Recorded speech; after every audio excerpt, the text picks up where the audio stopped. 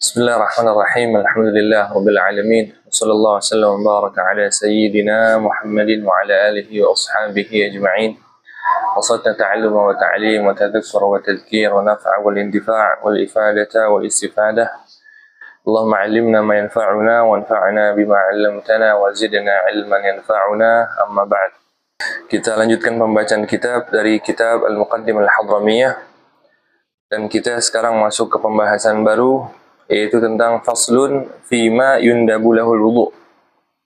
Bab tentang hal-hal yang dianjurkan buat kita wudu. Jadi perkara yang bakal disebutkan saat ini itu hal-hal yang kita dianjurkan buat kita berwudu sebelum atau setelah melakukan perbuatan-perbuatan tersebut. Bismillahirrahmanirrahim. Qala al-musannifu rahimahullahu ta'ala wa nafa'ana bi'ulumihi fid darain. وغفر له ولوالديه ولنا ولوالدينا ولجميع المسلمين والمسلمات. فصل فيما يندب له الوضوء. يستحب الوضوء من الفصل والحجامة والرعاف والنعاس والنوم قاعدا ممكنا مقعدته والقيء والقهقه في الصلاة. Dianjurkan kita itu berwudu setelah melakukan fasdu. Tahu fasdu ya? Fasdu itu pengobatan klasik, caranya ngambilin darah-darah yang segar. Kalau darah kotor itu kan disebutnya dengan hijamah, dengan bekam. Tapi kalau fasdu di pengobatan klasik, yang itu caranya mengambil darah yang segar, yang diambil daripada titik tertentu yang diurat-urat. Nah itu biasanya bagusnya dilakukan di daerah-daerah yang dia itu dingin. Nah kalau orang habis fasdu dia dianjurkan buat wudu. Tapi kalau misalkan dia nggak wudu, boleh nggak? Hukumnya boleh, karena cuma dianjurkan. Jadi maksudnya apa? Fasdu itu nggak membatalkan wudu. Tapi ketika orang habis fasdu dianjurkan buat dia berwudu. Karena ada pendapat mazhab lain mengatakan fasdu itu membatalkan wudu. Nah untuk menghindari khilaf dalam mazhab Syafi'i, kita dianjurkan setelah kita fasdu, kita wudu lagi. Wal hijamah, wal ru'af. Dan juga dianjurkan buat kita setelah kita itu bekam, dianjurkan juga buat wudu. Misalkan ente wudu nih sebelum bekam. Kemudian setelah ente bekam, habis selesai bekam, wudu ini nggak batal. Karena kenapa? Yang namanya bekam itu nggak membatalkan wudu, tapi dianjurkan buat ente wudu lagi. Karena kenapa? Sama juga kayak tadi. Karena ada pendapat mazhab lain mengatakan bahwa bekam itu membatalkan wudu. Warwa'af. Begitu juga dianjurkan buat kita sehabis kita mimisan buat wudu lagi. Tapi ketika misalkan seseorang dia habis wudu, dia punya wudu, kemudian setelah dia wudu dia mimisan, batal nggak wudunya? Nggak batal. Tapi dianjurkan. Sama juga alasannya karena ada pendapat mazhab lain mengatakan mimisan itu bikin batal wudu. Tapi kalau mazhab Syafi'i enggak. Nah, kita untuk menghindari khilaf mazhab lain dianjurkan di mazhab kita, mazhab Syafi'i, untuk kita wudu. Wan nu'as wan naum qa'idan mumakkidan maq'adatahu. Dan juga dianjurkan buat kita ketika kita ngantuk, kita buat berwudu. Dan juga sama dalam mazhab Syafi'i, kalau orang ngantuk, sebagaimana pernah kita bahas, kalau orang ngantuk tuh nggak membatalkan wudunya, nggak batal wudunya. Ente habis wudu, ente punya wudu, kemudian ente duduk, misalkan ente ngantuk, maka wudu ini nggak batal. Tapi dianjurkan ketika ente ngantuk, ente wudu lagi. Wan naum qa'idan mumakkinan maq'adatah. Dan juga dianjurkan buat kita sehabis kita duduk, dengan duduk posisi yang bokong itu tertutupi, kayak gini misalkan sekarang ini duduk sila. Dalam mazhab Syafi'i kan kalau orang misalkan ditidur, posisi tidurnya seperti ini, duduk sila dan nggak terangkat bokongnya, maka nggak batal wudunya kan? Nggak batal. Tapi ketika itu ini dianjurkan buat wudu lagi. Sama untuk menghindari khilaf mazhab-mazhab lain. Wal qai'. Dan juga dianjurkan buat kita sehabis muntah. Habis muntah dianjurin buat kita wudu lagi. Kalau ente punya wudu, kemudian setelah itu ente muntah, maka wudu ente nggak batal. Ya nggak? Tapi ente dianjurkan setelah itu buat wudu. Sama juga, itu dikarenakan ada pendapat mazhab lain mengatakan muntah itu bikin batal wudu. Wal qahqaha fi shalah. Dan juga dianjurkan buat orang yang batal sholatnya karena ketawa ngakak, dianjurkan buat dia itu wudu lagi. Kan begini, dalam mazhab Syafi'i kalau orang dia itu sholat, kemudian dia ketawa, terbahak-bahak, dia ngakak ketawa lagi sholat nih, dia itu cuman batal apanya? Sholatnya aja. Sholatnya aja dibatal, wudunya nggak batal. Tapi kalau pendapat mazhab Hanafi mengatakan apa? Sampai hatta di itu wudunya pun ikut batal. Jadi dia habis dia lagi sholat misalkan ketawa ngakak. Ketika dia ketawa ngakak, maka dia bagaimana kata mazhab Hanafi? Dia ambil wudu lagi. Dia ambil wudu baru diulang sholatnya. Nah, kalau mazhab Syafi'i, orang yang dia itu tertawa ngakak ketika sholat, dia batal sholatnya, tapi wudunya nggak batal. Tapi sangat dianjurkan buat dia ketika dia itu batal sholatnya karena tawa, maka dia dianjurkan buat apa? Buat wudu. Wa akli ma massathun nar. Dan juga dianjurkan buat kita sehabis makan makanan yang habis dimasak, kita punya wudu sebelumnya, dianjurkan buat kita setelah itu wudu lagi.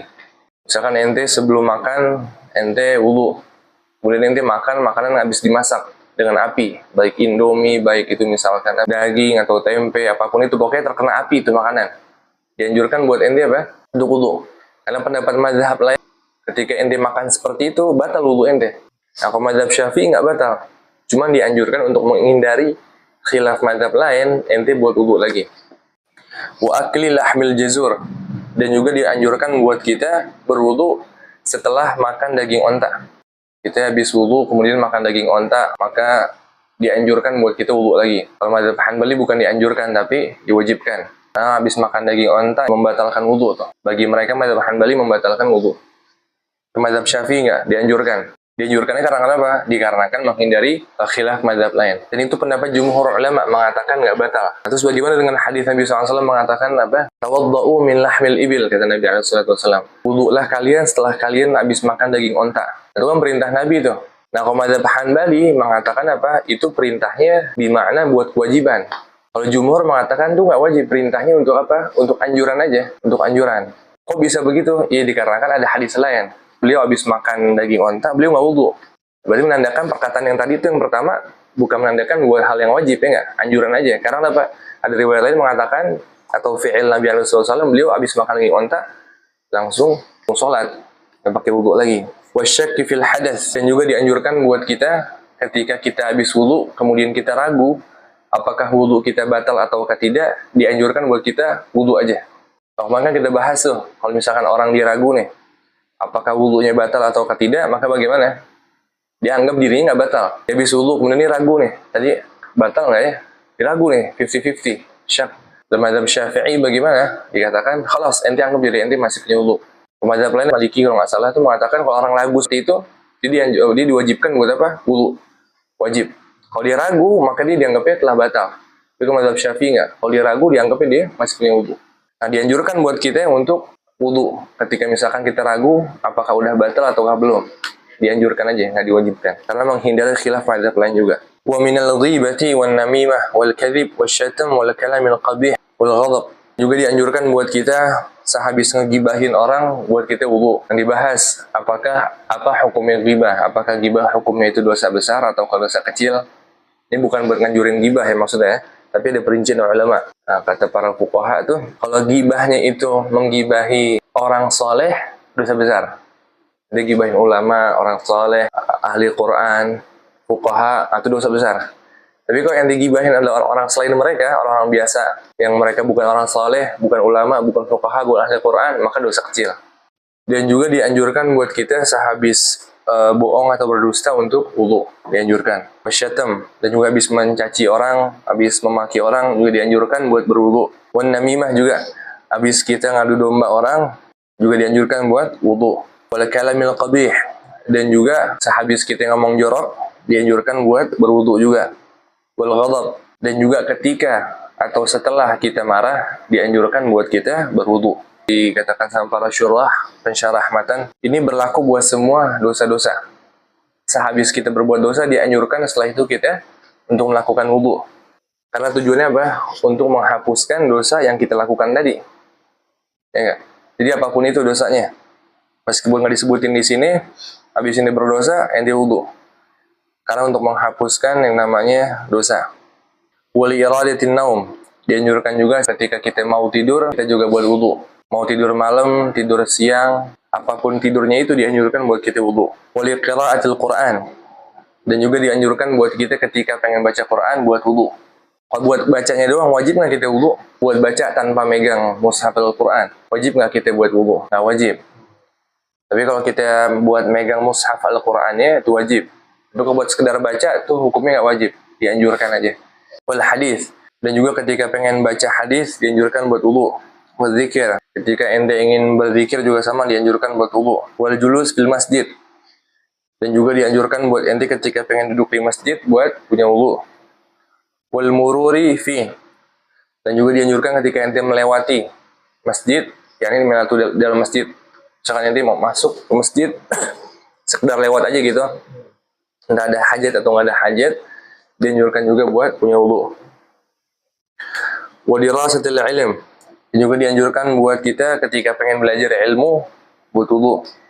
Wa ziyaratul kubur, dan dianjurkan juga buat berwudu ketika pengen berziarah kubur. Hatta meskipun kubur yang ente ziarahi bukan orang soleh, dianjurkan buat ente wudu. Kemudian wa min hamil mayyit wa masih, dan juga dianjurkan buat kita sehabis memikul jenazah, mengangkat jenazah, dan juga habis megang dia, dianjurkan buat kita berwudu.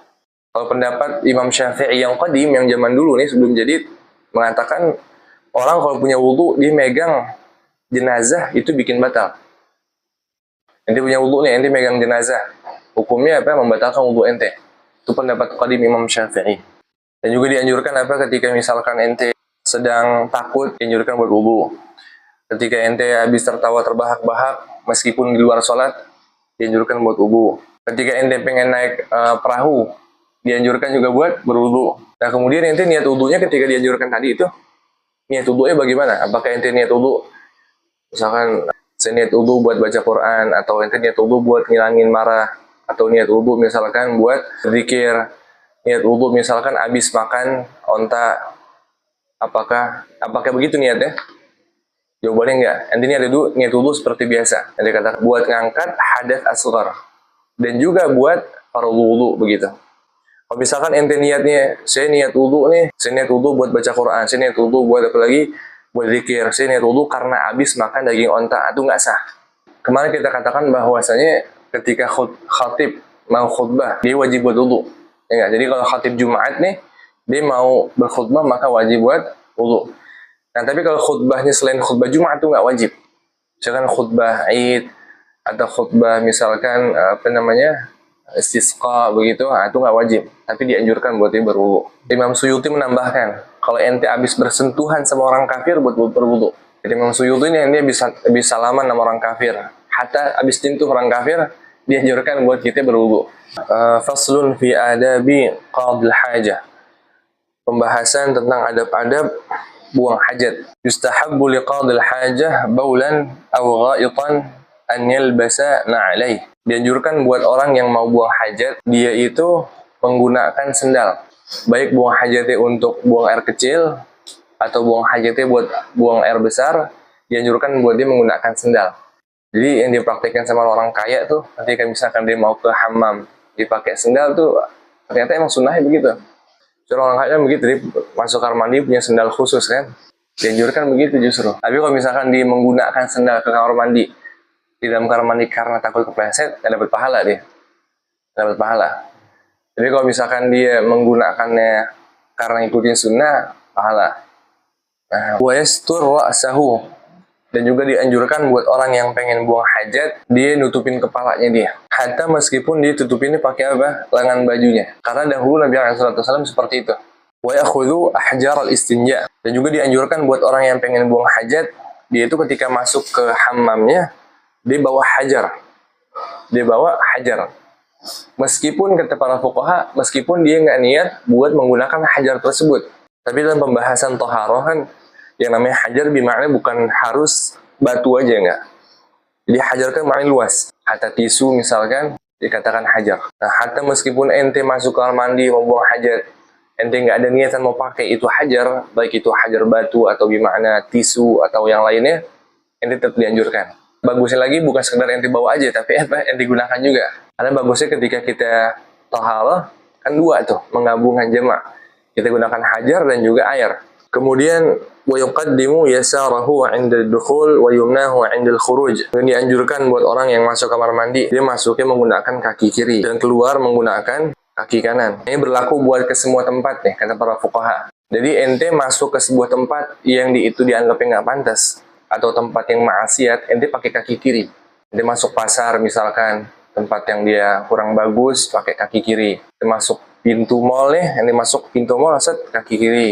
Keluarnya pakai kaki kanan. Kemudian wakadha yaf'al fi sahra. Nah, pertanyaannya misalkan seseorang dia buang hajatnya bukan di kamar mandi, atau bukan di sebuah tempat yang khusus buat buang hajat. Apakah dia tetap dianjurkan buat pakai kaki kiri ketika masuk? Maka jawabannya tetap dianjurkan.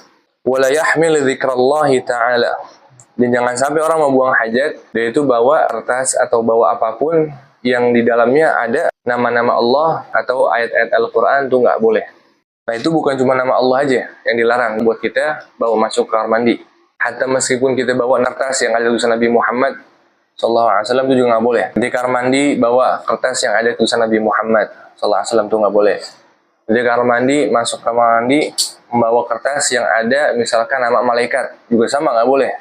Ada tulisan Jibrilnya, nggak boleh juga. Misalkan orang nih, dia punya kertas, ada tulisan Jibril misalkan. Misalkan ada tulisan nama Nabi Nuh. Misalkan nama Nabi Hud misalkan. Itu bagaimana? Apakah dilarang secara mutlak? Maka jawabannya dilarang ketika dia memaksudkan itu nama Nabi. Tapi misalkan dia punya kertas nih, ada tulisannya misalkan Nuh. Tapi dia itu ketika nulis itu, maksudnya dia bukan Nuh nama Nabi. Tapi Nuh misalkan temannya dia. Nah, ketika seperti itu, dibawa masuk nggak apa-apa. Misalkan dia punya teman namanya Israfil. Dibawa kertas, tulisannya dalam kertas tersebut Israfil. Tujuan ketika dia nulis bukan nama malaikat, maka hukumnya nggak apa-apa. Tapi ketika dia nulis tujuannya buat nama malaikat, ditulis ketika itu, maka nggak boleh dibawa masuk. Nah, itu khusus nama selain nama Allah dan juga selain ayat-ayat Al-Quran. Maksudnya apa? Ketika misalkan yang ditulis ayat Quran lagi nggak bertujuan nulis ayat Al-Quran. Hatta meskipun yang dengan tujuan buat nulis ayat Al-Quran, tapi yang dibawa masuk hukumnya nggak boleh. Jadi kalau di Quran sama di nama-nama Allah nggak dilihat qasdnya, nggak dilihat tujuannya, tapi yang dilihat apa? Tulisannya itu. Wa yab'ud wa yastatir. Dan juga dianjurkan buat orang ketika dia pengen buang hajat, maka dia itu apa? Menjauhkan dirinya dia daripada kerumunan manusia. Dan juga kata para fuqaha tuh di Busyrul Karim di sini disebutin di syarah, dia ketika lagi buang hajat nih, dianjurkan ketika dia lagi buang hajat, jangan sampai suara-suara hajatnya dia ketika keluar itu terdengar sama orang. Dianjurkan seperti itu. Jadi sebisa mungkin dialihkan suara tersebut, jangan sampai orang dengar. Sampai segitu fuqaha ngajar adab. Kalau zaman sekarang mungkin bisa dengan apa? Bisa dengan nyalain keran misalkan, biar orang pas di luar lagi ngantri kamar mandi nggak dengar suara hajat yang keluar tersebut. Kemudian wa'istatir, dan juga dianjurkan buat seseorang ketika lagi buang hajat, dia nutupin dirinya nutupin dirinya jangan sampai kelihatan sama orang. Hatta bukan di pohon doang, di masjid-masjid nih, musola-musola itu tuh yang namanya kencing berdiri itu sebenarnya nggak pantas di masjid tuh. Karena kenapa? Itu kelihatan orang meskipun kita nggak katakan haram ya, tapi itu sangat nggak pantas lah. Karena lebih sunnahnya itu bagusnya apa? Jangan sampai orang lihat lagi buang hajat. Itu nggak pantas tuh, masjid-masjid bikin begituan.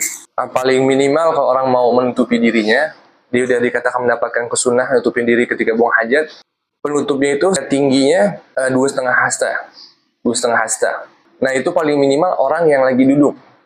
Orang buang hajat duduk, posisi duduk dia paling minimal dikatakan mendapatkan kesunahan menutupi diri ketika buang hajat, paling minimal ketika dia lagi duduk 2,5 hasta. Tapi ketika orang dia berdiri, maka paling minimalnya dia dikatakan telah mendapatkan kesunahan menutupin diri ketika lagi buang hajat. Ketika dia diri, paling minimal sampai ke pusarnya dia, tutupannya. Sampai ke pusarnya dia. Kemudian juga sebelumnya kita katakan itu apa? Wa ya'tamid 'ala yasarihi.